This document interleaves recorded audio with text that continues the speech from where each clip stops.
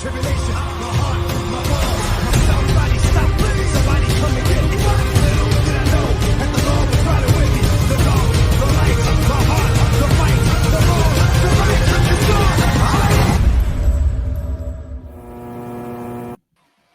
Hey, what's going on out there, everybody? This is Samuel Leggett here. I'm here with Lucas, and we are about to give you guys the lowdown on the New Mutants.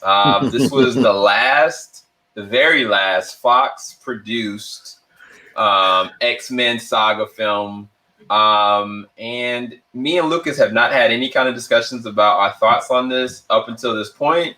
So I think this is going to be a really good review, all in all, on New Mutants. So, Lucas, I'll let you start off. Well, first off, there's a little bit of history behind this whole New Mutants joint, like from when it started to how I got here. Can you briefly kind of run us through the small, brief history of it? So, small, brief history of New Mutants. I think it started in 2018, was its original release date.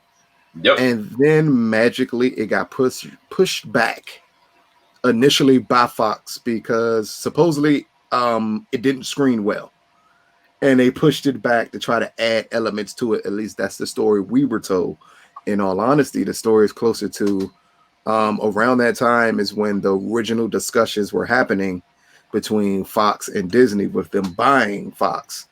And New Mutants is one of the films that, while Fox was close to completing it, it was in limbo on if they should release it, because this was supposed to be a planned trilogy. And when you do that with a film, and you know at that point it's a change, you don't have a future moving forward, you don't know what to do. So then it got pushed back, and then it got pushed back again. Then it got pushed back again. And then and then Disney bought Fox. And then supposedly a lot of rumors came out about reshoots happening, and it went from to tone it down some, then it went reshoots to make it scarier, and then it went, they're going to trash and can this movie completely. And then it just left us in the dark for another year until it was released. And then the stories fully came out on why it was released, why it didn't go on streaming, and everything of that nature, which is because it was completed by Fox. Part of their deal with Disney is that the film had to be released in theaters, and this is the case for all Fox movies that Disney got from acquiring Fox. If it's completely finished, Disney has to release it in theaters. Also, they couldn't release it on Disney Plus because HBO Max has the streaming rights to New Mutants. So if it was to go on a streaming platform, it would have had to go on HBO Max and not Disney. Wow. I know it's a lot to take in, you guys, because, again, we're just going and giving you guys a brief history. There's a lot of semantics in between. There's a lot of hearsay. And so there's a very few people out there that will admit to even liking the X-Men Fox movies. I'm one of them. I love this series. I love the series. Yeah. So that's one of the things I was kind of like, this is gonna be a really good discussion between me and Lucas, because I'm very indifferent as well. Like, I really do like some of those Fox X-Men films. Honestly, a lot of them I could put on right now and just start watching it. With the maybe two of them that I'm just kind of like, nah. But Days of Future Past and X2 are two of the best superhero films ever made. I will put those movies up against anybody films. I don't care if it's Marvel. I don't care if it's DC. I don't care if it's Sony. Those two films go up against anything you got, and it will beat 90% of the other films made.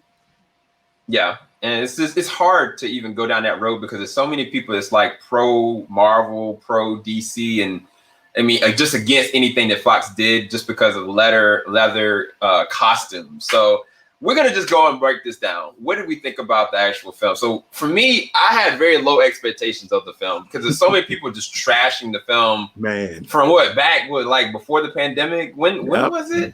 I think it was like right around February or March or something like that. Well, no. Its release date, man, I'm lost. I thought it was like June. Well, the release date for, well, no. The release date was around March. Yeah, April? because we started getting like those early like people talking about it, and then it finally came out, in theaters.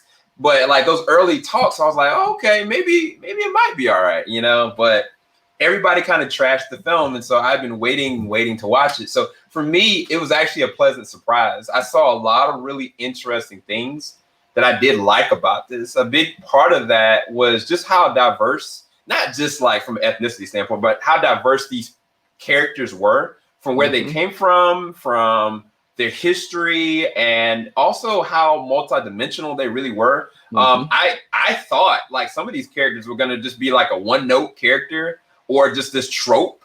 But each one of them had like little levels of heart to them that I appreciated, because they're comic book characters. They should have layers. They shouldn't be just a one note. And yeah, so I appreciated that. But in terms of the film itself, the visual effects. So the first opening shot, I didn't like the first opening 5 minutes of it. I felt like it was very all over the place and really rushed. And it kind of felt like it was just like this moving progression up until it gets to this scene where the main character, Danny, is strapped down and in this hospital. She looks up into a vent and sees the person that, we'll talk about later. But from that point, visually, and from the way it was shot and from a cinematography standpoint, it is taking the lines of a little bit of horror. I was really surprised in some of the choices of shots, but I appreciate it. It was a really good change of pace. But what did you think about like the way that this was actually executed as a film from a cinematography standpoint, and as well as the way that this is structured versus most of the other X-Men films, Lucas? I would first start off by saying that this film would have been great if it actually got released in 2018, because it's such a change of pace from what superhero films were at that time period, including introducing extremely interesting characters that now seem like run of the mill because every movie tries to have these characters now. But back then, when this film was made, these were original characters with very like risque ideas with these characters. So I enjoyed it from that point. I enjoyed the way it shot. I loved the first 5 minutes of this film. I thought that was an amazing introduction to the world without explaining anything to you. I love any horror film because that's what this is closer to in genre, is a horror film. Any horror film that drops you in the middle of a world without explaining anything to it and then works the rest of the film to do that, I enjoy. Those are the good horror movies for me. So I enjoyed that first 5 minutes of something's happening. We don't know what the heck is going on. It seems all over the place. And then we get to the quiet moment of when she wakes up in the hospital. And then the rest of the film takes its time explaining the beginning of the film. And I love that part of it. Yeah, I think for me, it was just honestly, it just looked visually, it wasn't eye pleasing. It didn't look as quality or as crisp as the rest of the film. It kind of felt like it made sense from the build-up standpoint, but the way that it looked, it didn't look in the caliber of the actual Do you rest of the film for me. Do you feel that it was done that way purposely? I took it that it was done that way purposely. That it was purposely shot to look that way because it looks distorted. And I think it was looking distorted because, as we find out later on in the film, what possibly happened, that's why it looks so distorted at the beginning of the film. So I think he got great shots of just showing close-ups of Danny and her father. And everything around it is just so chaotic because if I show it to you, maybe you'll figure out way too early what's going on here. Yeah, I mean, I think that's a possibility. I just think the lighting, the grading, the VFX just didn't look good. I can't. And keep in mind, this is a cheap movie for. I'm about to say this is an 80, and I know 80 million is a lot of money in some movie circles, but for an X-Men movie, like $80 million is as cheap as you can get. It's Shazam's budget, and they tried to do a huge VX shot with a Shazam's budget. And if we could remember some of those VX shots in Shazam, exactly.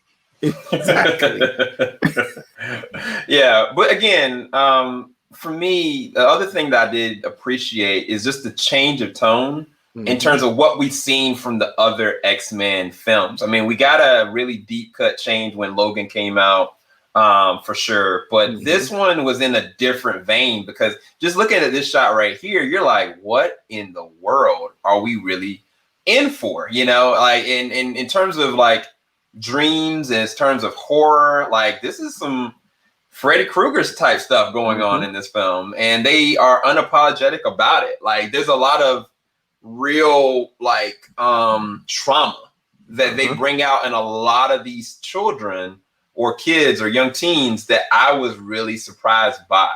But I was curious, what did you think about, I guess, the actors, and who was maybe one of your favorite characters in this one? First, I'm gonna start off by saying I love the point that you used Freddy Krueger as a jumping off point. And the reason is because what I constantly heard about the film, that it had more in relation to a John Hughes film than an X-Men film.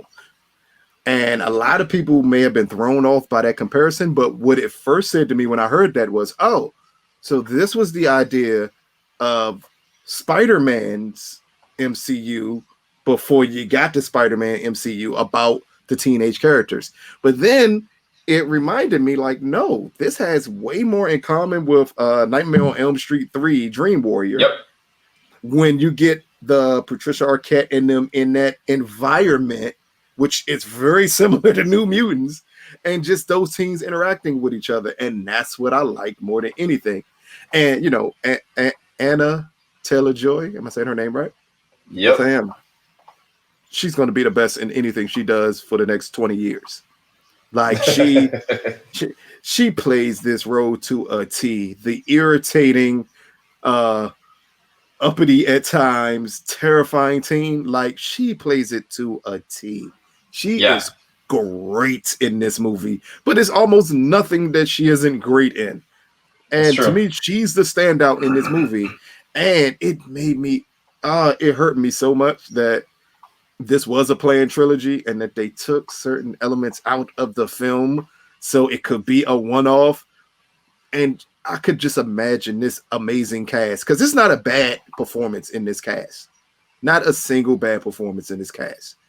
And I just, it hurts more to think that they would have all grown with each other and each performance would have gotten better and better. But Anna definitely sticks out to me as the performance to really enjoy in this cast.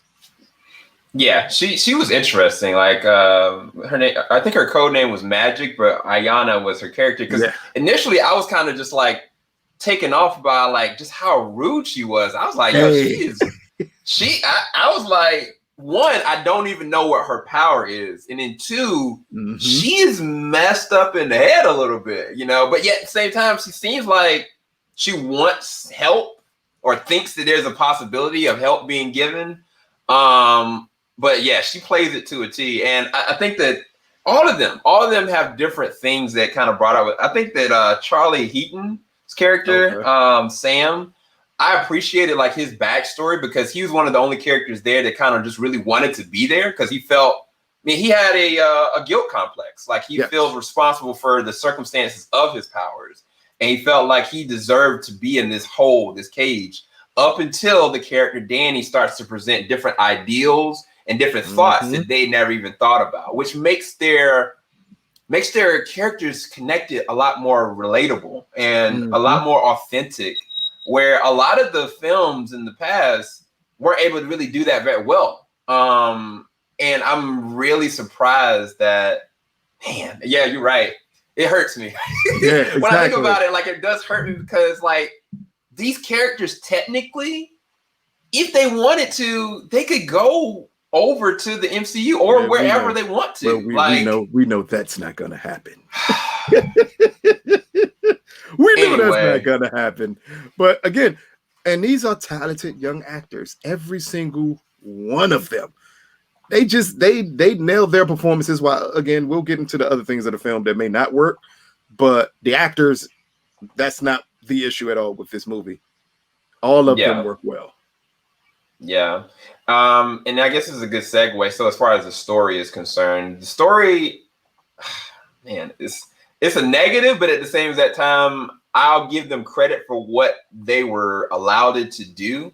you can tell from the very beginning that this was going a completely different way, narratively speaking. Yeah. That there were things left in this that I was like, wait, is this a parallel to Logan? Wait, no. I've heard of this character before. Wait. Why is this person being mentioned? If you even know who Ayana or Magic's dad or family is, you know there is a big bigger connection there. Yeah. And this movie does nothing to explain any of that. Not one thread is maneuvered past them being at this facility. They don't even see anybody outside of the facility. We don't even see a shot of them with anybody else by the end of this film. And that was hurtful to me, because I was more interested in seeing where is this really going. A lot of you guys probably check out our anime stuff, but there's a show called oh my gosh, Promise Neverland. And one of the biggest things about that is by the end of the season, seeing where this goes with these characters outside of their confinement. And this doesn't go anywhere with that. And I was kind of just caught off guard by that because there's so much history there. Even if you take Magic and her disappearing and reappearing, this is not a Nightcrawler situation. She's going to somewhere dimensionally. And I can't say anything. I don't want to spoil it, but no, you can there's so much. You can say it. No. I don't know much about comics. You can say it because it's not like we're going to get a sequel where they explain any of this stuff off to people. I guess, man. It's hard because I feel like there's too much here that they can't use. They have to use this stuff. They have to use this material eventually, right? Nope. Are they really going to just sit here and leave this material here? Because this movie is a one-off. They're not gonna care about it at all. Come on, look what they did to Dark Phoenix. Do you think they're gonna care about this movie? Like, we have to understand, again, this was a planned trilogy. Even out of Boone's own mouth, it was elements that would have connected it to the X-Men series and connected it to a bigger universe that he had to remove from this movie. Because once they bought him, it was no way to continue. So he had to formulate what he saw as a beginning to a greater thing and make it a self-contained one-off. That's not good, especially when your plans originally were to set up something differently. Yeah. It's just hurtful, man. I think it just really does hurt me because there's so much possibility and promise here. Even in like a character like Roberto. Roberto seemed like this big, douchey like jock, but you get to find out that he has a very interesting backstory. Where, if I looked at the reviews are like, oh, he's just this one dude. I'm like, wait, no. He's got this really close connection with the character Sam. One that is ambiguous in and of itself. But then you start to see like, okay, why is he so distant from everybody? Why is he cooking? Why is he like this? Where does he come from? Who is his father? Like, and they do nothing with it in this film, which detracts from our, thoughts and process of the film. And it's because they can't. I can see, yeah. It is all because they can't. They can't explain anything greater to connect it to anything from the X-Men. Yeah, and small little nugget here. You see this creature that I am not going to explain or describe where it comes from, but this was played by Marilyn Manson. Small fact I found out just now. But in terms of the film is concerned, like I just feel like there was a lot of opportunity there. Josh had to cut this in a way to close the gap. No hidden threads, no Easter lead-ins, nothing. He cut everything out of this movie. And even the corporation that what is her name? From the Queen of South. What is her name? Essex Corporation. Am I saying it right? Yeah, Alice Braga's Dr. Reyes. Her character, who she's working for. Mhm. That in and of itself, from a comic book standpoint, is the fact that they removed that. It's, I don't know. Especially since we knew from when this movie was being shot that the goal was going to be able to lead them to Mr. Sinister. Yep. They didn't hide that was the goal in the end, was to lead it to Mr. Sinister. But the point that you saw Sunspot in Days of Future Past, to actually overly attempt to connect this to, it's a lot of questions there that would have been answered if they could have continued making, but instead you get a film that just feels like an odd one-off. Yeah, don't look for any Easter eggs to have any payoff. Don't look for this to have any connective tissue, but do know that this is a very interesting Fox X-Men crafted film that I think has a lot of promise there, but they're not allowed to execute it to the best of their ability. They're basically they have one of their arms cut off, and they're told to go a straight line as opposed to where they were going to go initially. So how do we rate this? Because we know what it was supposed to be, but it is what it is. You still gotta rate it as a film, and in the end, it throughout everything that we know that was cut out of it, everything that would have made the connections make this mean so much more, you still gotta rate it as a film. You still gotta rate what you saw. And I mean, my rating out of it would have been a 6.5 out of 10, because in the end, throughout everything that got cut out of it, still a okay, decent teen thrilling horror movie. Like, yeah. I can't be mad at it. I've seen this type of teen horror before. Yep. No, it's not necessarily scary, and most of them aren't scary. They just build up suspense, and that's what this does. What I have to give this film credit for is the relationships that it builds. Yeah. Like in 2018, if we would have had the moment we get with Danny and Wolf Girl, I don't want to call her Wolf Girl. Yes, if we would have gotten their relationship in 2018 on a superhero project, that would have been groundbreaking. It would have been big. Yeah. It would have been very big. So I have to rate it off of that. Like, this is a movie that was shot years ago and then released. So I have to go back in the mindset of thinking, well, these characters may feel again stale now, but a couple years ago, how many Brazilian actors do you know that are in Marvel or DC projects? None. How many actors of the caliber of Anna are in any of these superhero projects? None. Like it's that speaks volumes to the way they cast this film and the ideas they had for this team.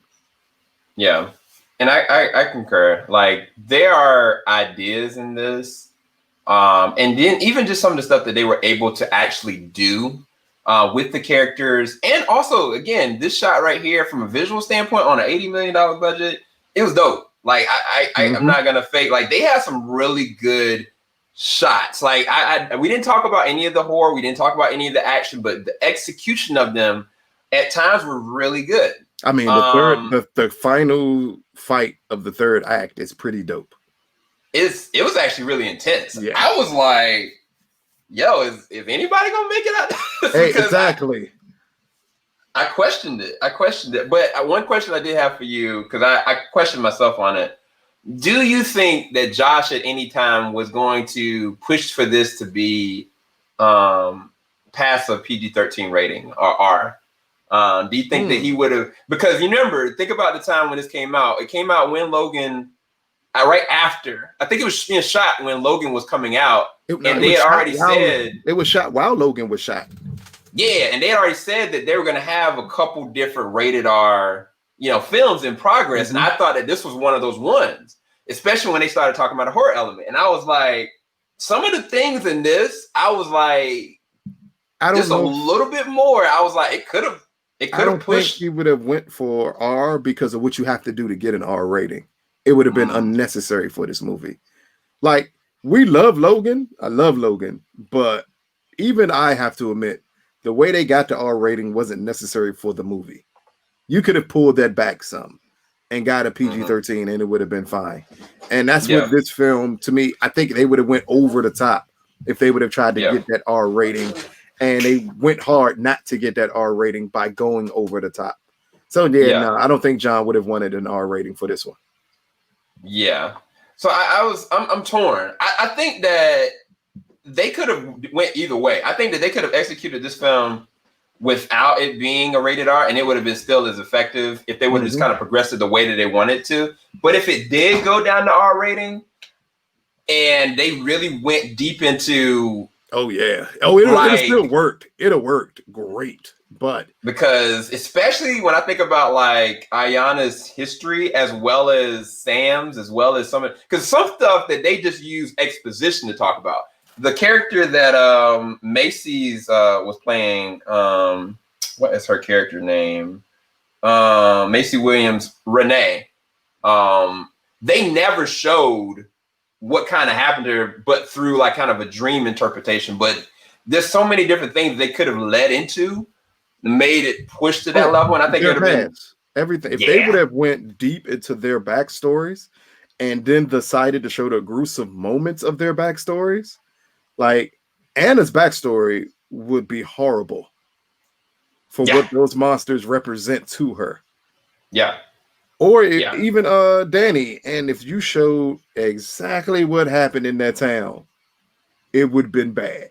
It would have been bad. Yeah. And those stuff could have gotten you an R rating. Yeah. And Fox clearly by that point, and Fox clearly at that point proved that they didn't care about an R rating anymore. And not with Logan. They proved that with Deadpool. They no longer cared about an R rating if they thought it could make the movie better. But what could have been. My rating for this, I was around the same, like 6.57. Actually, I'll leave it at 7. It was, I don't know if that was because I lowered my expectations because I knew all of what went down with this. But I mean, it wasn't a bad time. But I'll watch it again. That's the key part. I'll watch this again. Yeah. But then again, I can say that for a lot of the X-Men movies, but the only one I can't say that for is the one I've never seen to this day, and that's Dark Phoenix, and I will never watch it. That's what I was literally about to say, because if you guys don't know, I don't want to spoil it, but the main villains and the main story for that were just gutted and ripped away to be used for other Marvel films. That's all I'm gonna say about that. I will never watch that movie. You gotta watch it once, man. We gotta talk about it. I can't watch it when I know something that was set up to be 2 films, because that's what Dark Phoenix was. And then they decided to, nope, we're not gonna do 2. We're gonna cut it to 1, and then we're going to cut out huge elements of the 1 because we need them not to be shown in this movie so we can show them. And I ain't got time to deal with that, man. Don't that it's a piece of a movie, and I refuse to sit through that. I love the X-Men series too much to sit through that, especially after Apocalypse, like, because that was all on Fox. Like, Apocalypse is all on them. So before I sit through another bad, unnecessary movie, which I think Dark Phoenix probably is, I just prefer to skip it altogether. Well, you heard it here, folks. Let us know what you think of the New Mutants. If you've already seen it, let us know in the comment section below. If you haven't, go and check it out when it releases out on digital. When? 17th. Yep. So yeah, let us know what you think about it. Go and check it out. I think it's worth your time.